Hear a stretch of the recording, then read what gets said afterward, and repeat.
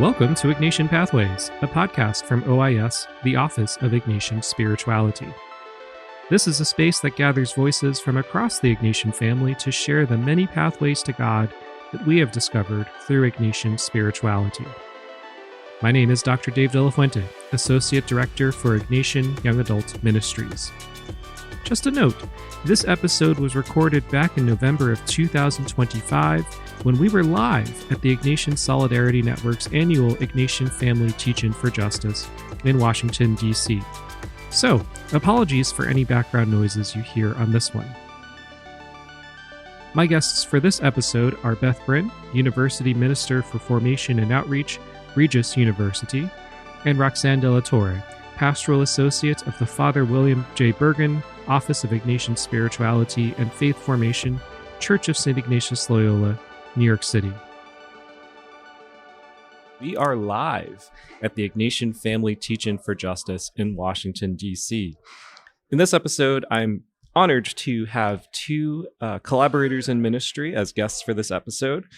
Returning is Roxanne de la Torre. You want to say hello real quick? Hi, everyone. It's good to be back, Dave. And it's good to be here with Beth as well, who I haven't seen in person in a very long time. Yes. And so our second guest, as you hear, is Beth Brin, who is from Regis University and has brought a contingent, was it 12? 12 students, yep. Yeah. Well, hope you're kind of recovered from your travels or recovered enough for this first full day. And it's super great to have you both. Part of what gives this what makes this a really great moment is we all work together with the Contemplative Leaders in Action program, with the Office of Ignatian Spirituality, and Beth was our partner out in Denver at Regis University.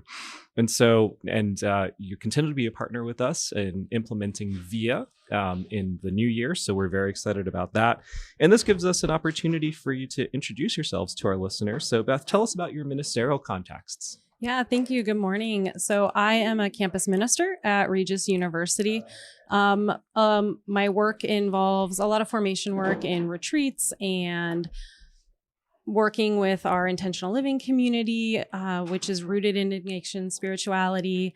I also do a lot of our outreach work, which includes partnering with OIS for programs like Contemplative Leaders in Action and moving forward VIA. I also do a lot of outreach work with postgrad service orgs and bringing them onto campus. So it's really exciting to be here at IFTJ and to see both of you again in person. Yeah.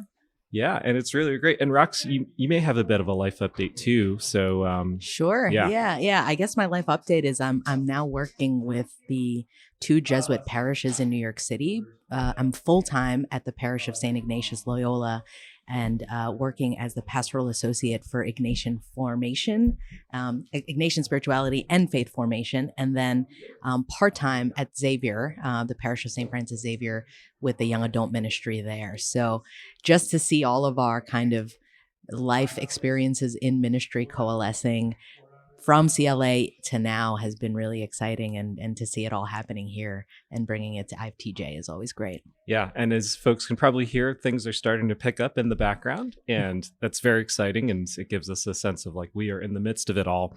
And so let's just dive right in. And so I'm going to start with you, Beth. Part of this podcast series is it's going to be a nice kind of companion to VIA when Ignatius is young, of general interest to our many followers, listeners, etc. And so here's an opportunity to share, and of course, the sky's the limit in a sense, but what is one grace that Ignatian spirituality has given you? Okay, so I will try and pick one. It's hard. I know. It's like, okay, I'll start and then keep going. Really, I think it's the grace of noticing. Yeah. Of really just being invited to look for all of the different moments that God is showing up. Mm-hmm. I really do believe that Ignatius was a great noticer, both interiorly and in the world around us. And that's a grace that has continued to mark my life. Yeah, I love that. And actually this provides an interesting touch point where the fact that you started with the first word, noticing, I've been workshopping, and I don't think it's anything new in a sense, but I've been workshopping as I think about how do I accompany young adults in my ministerial context. What are 4 kind of key words that can help people conceptualize, how do I grow spiritually? And for me, the first word that comes to mind is noticing. And so let's see what y'all think about this. And of course, other opportunities are possible, but that's part of why we do this podcast. The 4 words that I came up with were noticing, savoring, responding, and remembering. How does that resonate with you in terms of growing spiritually, Ignatian spirituality, particular touch points, etc.? Oh, yeah. Those resonate for sure. Particularly today, I think the savoring really, I feel it very strongly, especially as we're in a place and in a space where I think all 3 of us have come to this event multiple times. We've had different exposures to varying degrees of Ignatian spirituality, have prayed with the exercises in very many ways, and yet we can keep coming back to various contemplations and be able to savor and draw out further fruit. So I mean, I think you said savor, remember, and respond. Yeah. No, great. Yeah. Obviously noticing, savoring also resonates. I actually was just recently chatting with a class on campus and did a version of an examine with them. And one of the students was like, I've never been invited to savor what I've thought about or what's coming to mind. And I was like, well, yeah, you gotta fall in love with what you notice. Right. And so I love that word savor. Yeah. Too. So here's another interesting thought then. There's all sorts of discourse about young adults today, the Gen Z, kind of the tail end of I'm a millennial, so I'm happy to claim this. I happily claim millennial as well. Yes, that there's particular challenges, there's frustrations about things like commitment and so on, and addiction to social media. But do you get a sense in your ministry that actually young adults, including Gen Z, have a particular unique window into savoring, even if they don't actually use that term? Do you think they have a sense of that can teach the rest of us, perhaps? It's an interesting thought. I mean, I think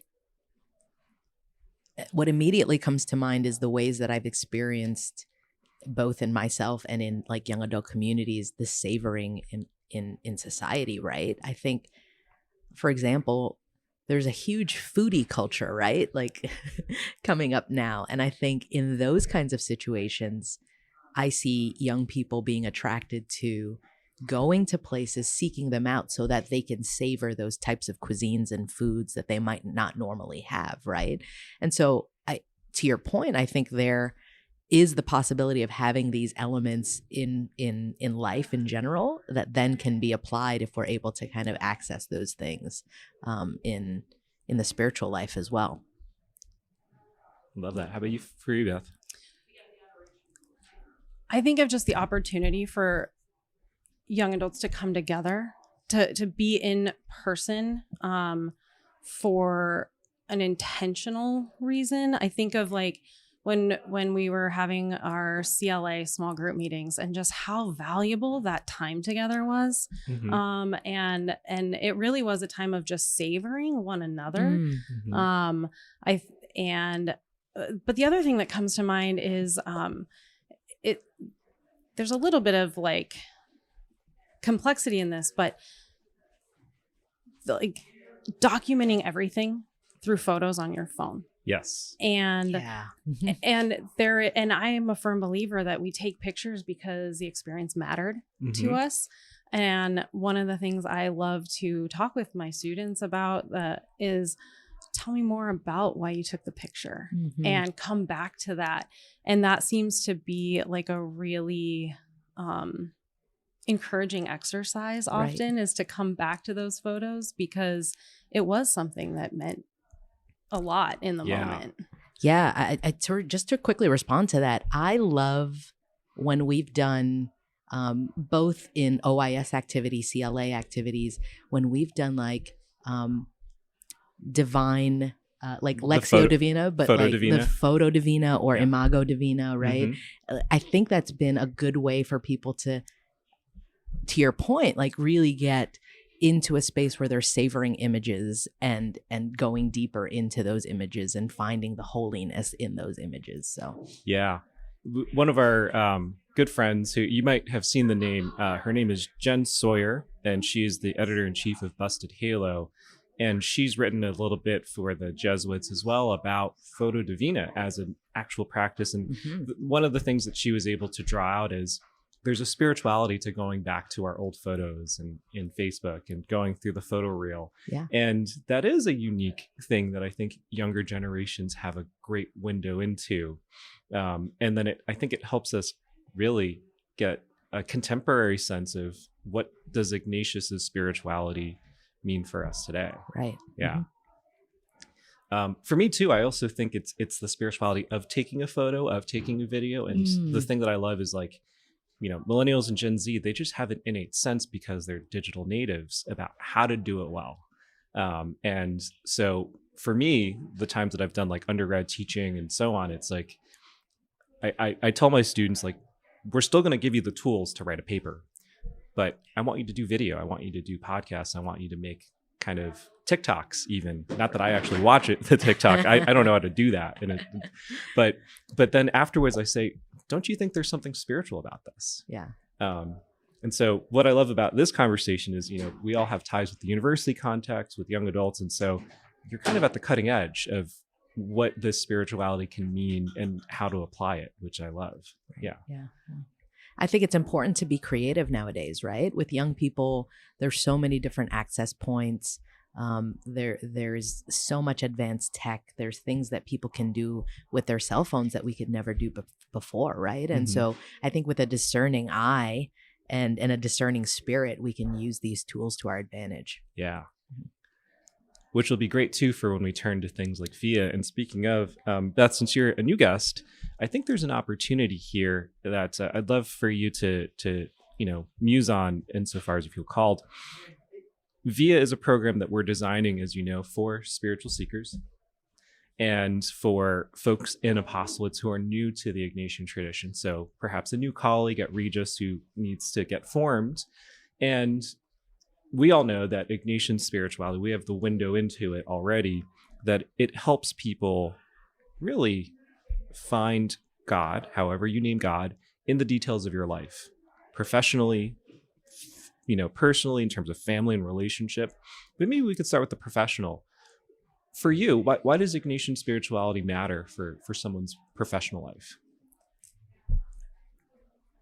That's such a great question. And I think the first place I go to is that Ignatian spirituality invites us to be in the world.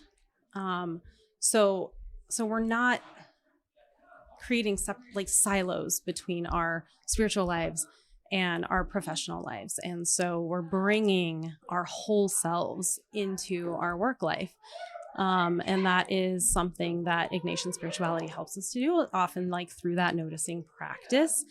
I think the art of discernment that is so foundational is quintessential to our professional lives. How do I discern well? How do I choose well? How do I make sure that what I'm doing within my work and for my coworkers or for my clients, whatever that work is the best course of action at this time? I also think of the need for collaboration. Ignatian spirituality is not a solo exercise. Yeah. And it really invites us to say, how do I bring in others? How do I bring in God? How do I collaborate with God in this work? How do I collaborate with others in this work? So I think those are kind of my three big takeaways for how Ignatian spirituality informs professional life or can inform it. Yeah. I love that because it's like we all have to make choices and we need every tool possible to make the best possible choice. Sure. And that's also a moving target to some extent, Right. Which allows us to hearken back to as ministers, right? That what we just talked about in terms of what do young adults have a sense of, what does this contemporary culture have a sense of, that we need to figure out how to keep integrating and responding to that and kind of adapting our ministry textbooks so that it's, yes, we're teaching you how to pray. You better know the examen, but let's do some photo divina. Let's think about Instagram as a spiritual space. Rox, how about you? Well, I loved, as soon as you said the word collaboration, I just got this image of Ignatius and Xavier and Faber like sitting in a dorm room together, and they needed to come together, right? And to form this vision of what the exercises were going to be, to share them with each other, to grow in spirituality together. And I think that's something that's really important for me personally, as I think about Ignatian spirituality and sharing it with others, is cultivating that companionship space, because community companionship, the spiritual companionships that we form with one another through friendship, through relationship, it helps us to deepen our relationship with God in a really concrete way, right? Because it's lived experience that then we can apply into our contemplation, into our imagining, into our prayer. And so that image really kind of just popped into my head as soon as you said it, Beth. Yeah. Speaking of, so that image of Ignatius and Francis Xavier and Peter Faber in a dorm room. Yeah. Yeah. We don't often appreciate that, right? We, you know, that's one of the challenges of the saints. Go ahead, Beth. Yeah. No, I was going to say absolutely. It's one of the things I work with college students. Right. Mm-hmm. This started with a bunch of friends in a dorm room, right? Yeah. Yeah. And it was a college. Yeah. And so there's also the other thing too. And it was one of those weird things where it's, why did I only think about this now? So 1521 was the year that we usually just, kind of identify as the conversion moment for Ignatius, or 1521 to 1522. So when we were in 2021, 22, the Ignatian family had the Ignatian year, the cannonball year. I think some people might be sick of that, but that's okay. And Ignatius was 30.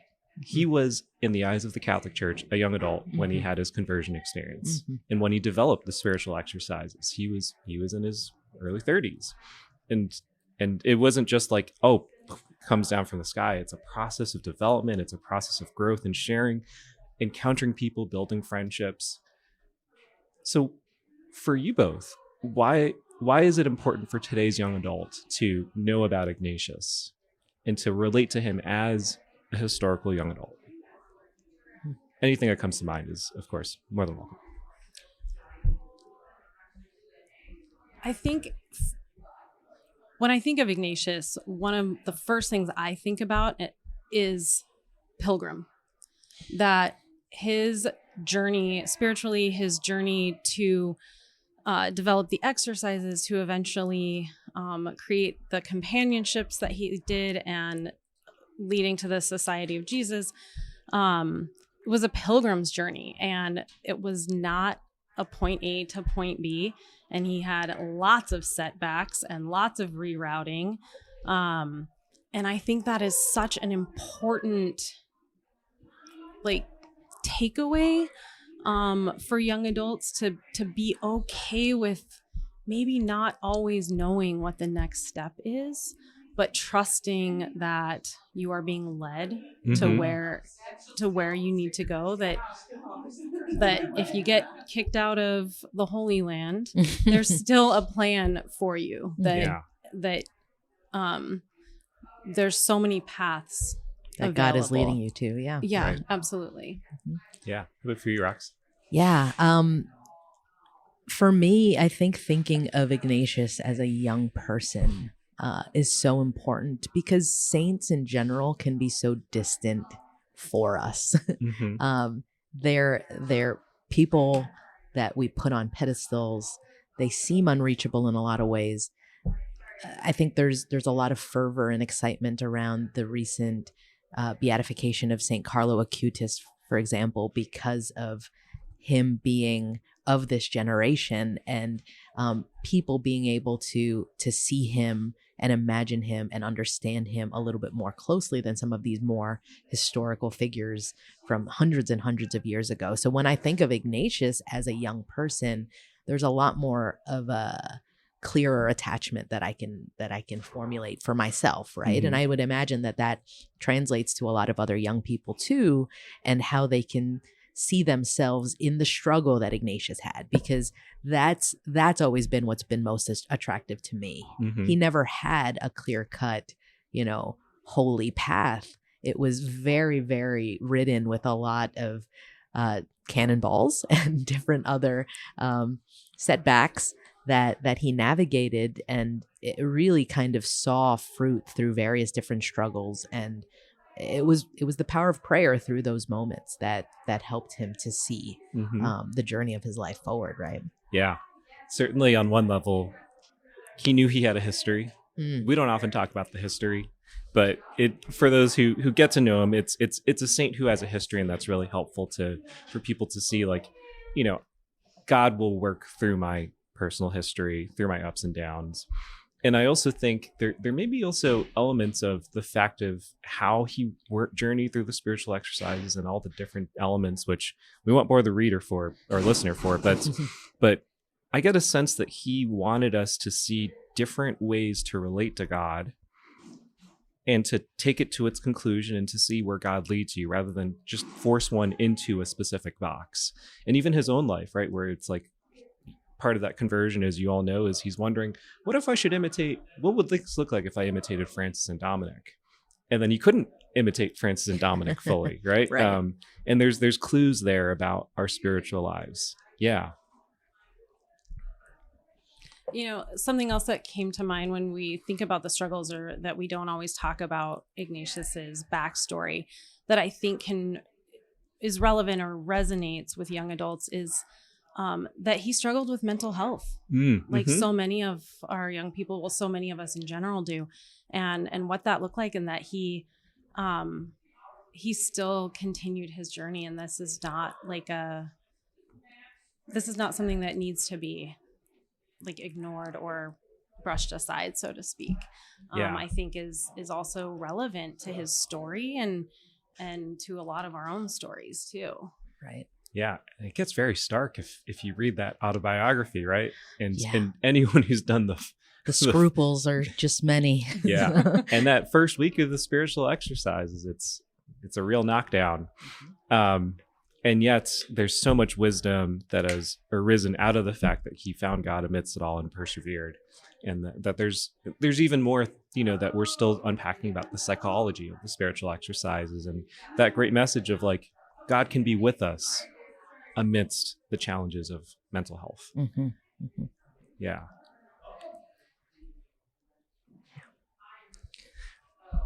Well, since we are here at the Ignatian Family Teach-in for Justice, and the theme is pressing on, and this is a signature event in this family. It's a time where, and we're experiencing this like as we record in this corridor, in the middle of things, deliberately, because that's what Ignatian Spirituality is called to be. Friends, collaborators, acquaintances are walking by, and so we're getting some head nods and so on, and certainly messages and things like that. So it is a family gathering.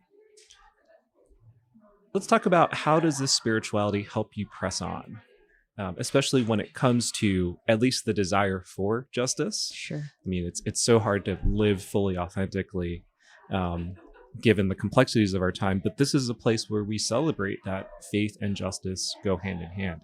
How does this spirituality help you personally press on? For me, I think it's so important, especially in events like this, to emphasize how we are all called to be contemplatives in action in some way, right? And so the action is important, the seeking justice, the doing, and the taking the time to pray, to discern, to be in silence, to be in community in prayer. And I think all of those various elements are well represented at an event like this, where there are opportunities to pray together. There are opportunities to advocate together and to see justice, and reflect on justice together. But the both and is so important. And so for me, it's such a powerful moment to be at a place where we can come back to this year after year, because the world is difficult and there's so many things that we struggle with, and sometimes it feels like we are isolated in those struggles and those challenges. And these are reminders of how we can be in community together, but also learn how to cultivate that muscle of being a contemplative in action together as well. That was beautiful. I think the only other thing I would add is that it's also such hard work, and it can be tiring, and sometimes it can feel discouraging. And so coming back, as you said, with community, finding a way to nourish my spirit, is also that contemplative piece. So it's the discerning, and it's also just kind of having the cup refilled to continue the good hard work. Sure. You know, someone I really respect said to me the other day that he thinks one of the most underrated forms of justice work is actually being an active spiritual direction, like being a spiritual director, but also receiving direction on an ongoing basis. And I honestly had never thought about spiritual direction within that lens of like the justice piece of the doing, right? But even in this conversation, it's so clear. And in these spaces, it's so clear how we need to fill our cups in those ways. And sometimes it really requires regular touch points with my spiritual director to be able to know where it is that I need to continue to fill my cup, because we're not always aware, right? Like we can be going on 1,000 every day and burning out, and you need someone to reflect back to you. You know, you need to take a break. You need to hold yourself accountable in these ways spiritually too. And so, I think I would put a plug in for anybody who's an active justice seeker, justice worker, to also have the balance and find a spiritual director if you're not having one yet. Amen to that. Related to that too, there's a great number of spiritual authors, Ignatian and otherwise, who are reminding us that part of the work of resistance and the work of justice is rest, is celebration. And it also makes me think about, well, that there's a reason why the spiritual exercises culminate in the way that they do with the contemplation to attain divine love. It's just like we need to have that cup filled, and only God can fill that. And the more that we're attuned to that, and then the more we remember those moments where the cup is filled and in what places and what practices, the more fuel you have to press on truly. It gets me excited for certainly all the breakout sessions here, but also the spiritual time and the social time. There's going to be a t-shirt swap among the high school and college students. There's various socials like what is it called? It's Solidarity on Tap. Solidarity on Tap, and lots of other spaces. Like people will gather for breakfast, they'll go out for coffee, and in this way continue to refill for the work that we do. And the pressing on as a theme, I think we were just briefly talking about this before we started the episode.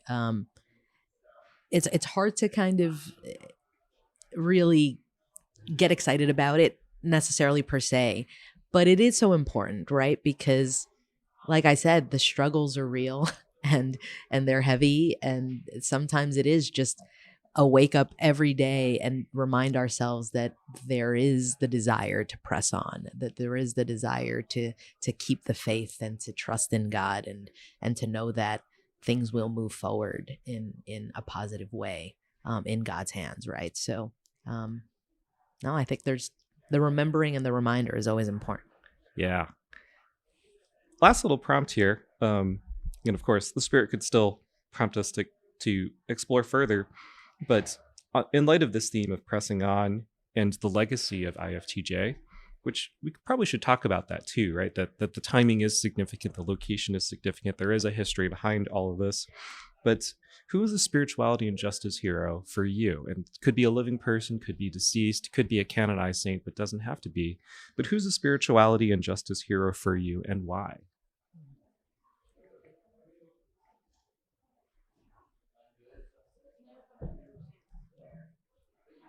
These questions are always hard because I get like 500 images and names. And you can give a short list. It could be more than one. So I'm going to start actually with someone I've just recently been introduced through work, and she came to speak on our campus just very recently.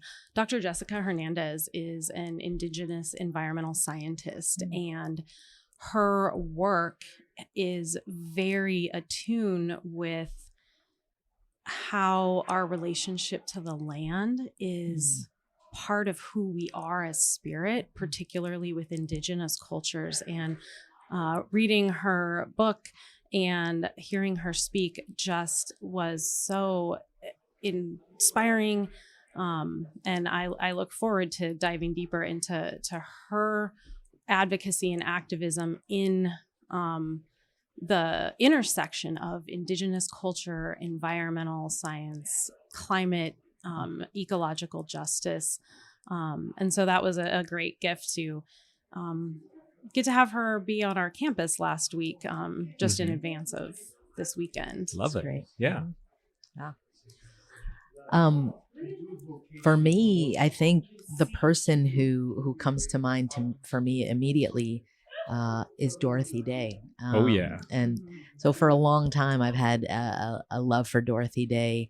I actually, when I used to work at Fordham University, the center that I used to lead was called the Dorothy Day Center for Service and Justice. And so I've had a longstanding devotion to her, but I think it's been really rooted in that fact that she wrestled constantly with that balance of like faith and justice. Mm-hmm. She was always working and seeking justice in the ways that she the simple things that she did, right? Like there were massive programs and movements that came out of her just desire to feed people, to be hospitality for people, to see people's humanity.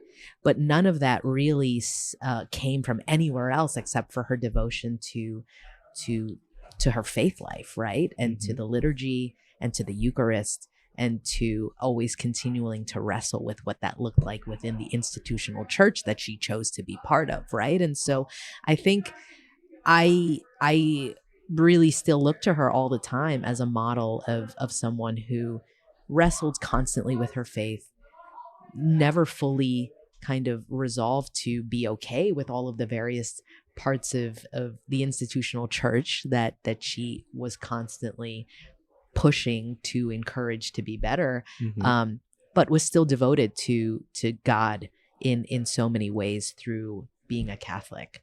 And so yeah, she's such an inspiring person, and the more I read about her, there's always so much more to discover. Love it. For me, it's partly because I'm teaching a grad course on Pope Francis, that it is Pope Francis, but I also, it's 2025, it's the Jubilee year of hope for the Catholic Church. And for others who are interested, and it's telling that, I think he knew that he didn't have much time left. And so to say, we're going to do this Jubilee, it's an ordinary Jubilee, so to speak. So it was bound to happen, but to say it has to be about hope. His autobiography is titled Hope. When I read it, it's so fascinating. I know that he wouldn't be alone in this without having read every single autobiography, but he talks a lot about other people. And certainly he weaves in his own story, but he wants the reader to remember other people and that we all belong to each other. And he modeled that in a lot of ways in his papacy by being very deliberate about where he's traveling, whose feet he's washing, who he's writing about. And so when he talks about things like Fratelli Tutti, we're all brothers and sisters, it's not like this generic Fratelli Tutti. It's, I want you to see the religious other, the cultural other, the racial and ethnic other as truly your brother and sister.